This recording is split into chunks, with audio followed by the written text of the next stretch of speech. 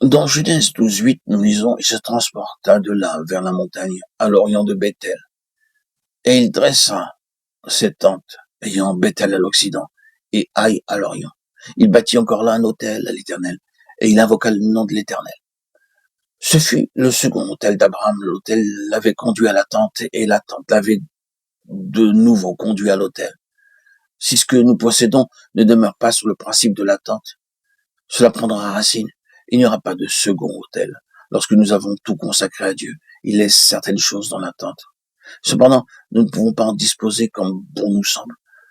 Tout ce qui se trouve dans l'attente doit être passé par l'autel et de nouveau replacé sur l'autel. À n'importe quel moment, Dieu peut nous dire « je veux cette chose ».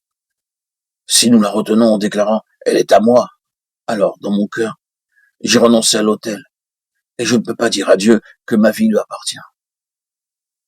Nous avons pu dresser le premier autel, mais à cause du temps qui est passé, nous avons pu accumuler beaucoup de choses qui nous ont détournés du principe de l'attente. S'il en est ainsi, il ne peut y avoir un autre autel. Cependant, combien cela est précieux si nous demeurons toujours sur le principe de la vie, de l'attente, de pouvoir dresser un second autel.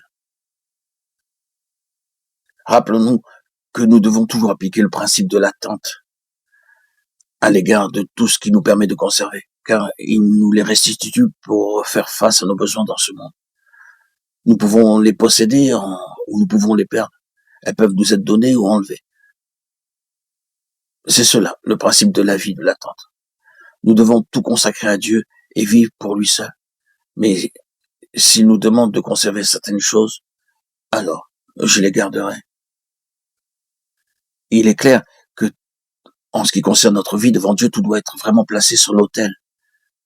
Mais rappelons-nous que sur l'autre versant de notre vie dans le monde, nous avons encore besoin de certaines choses du domaine matériel. Il nous faut des vêtements, de la nourriture, une demeure. Consacrer tout à Dieu pour vivre pour lui seul, c'est nous offrir sur l'autel.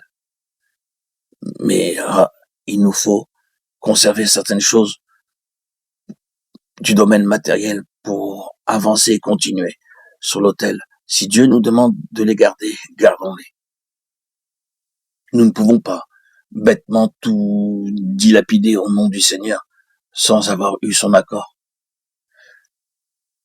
Abraham a eu des manquements dans son histoire. Il y a eu l'oubli du principe de l'autel, de l'attente et ce séjour en Égypte. Toutefois, il y a eu une restauration. Comment ce recouvrement a-t-il pu s'opérer? Genèse 13:3-4 déclare, il dirigea ses marches du midi jusqu'à Bethel, jusqu'au lieu où était sa tente, au commencement entre Bethel et Haï, au lieu où était l'autel qu'il avait fait précédemment. Et là, Abraham invoqua le nom de l'Éternel. Le recouvrement peut avoir lieu si nous retournons à l'autel et à la tente.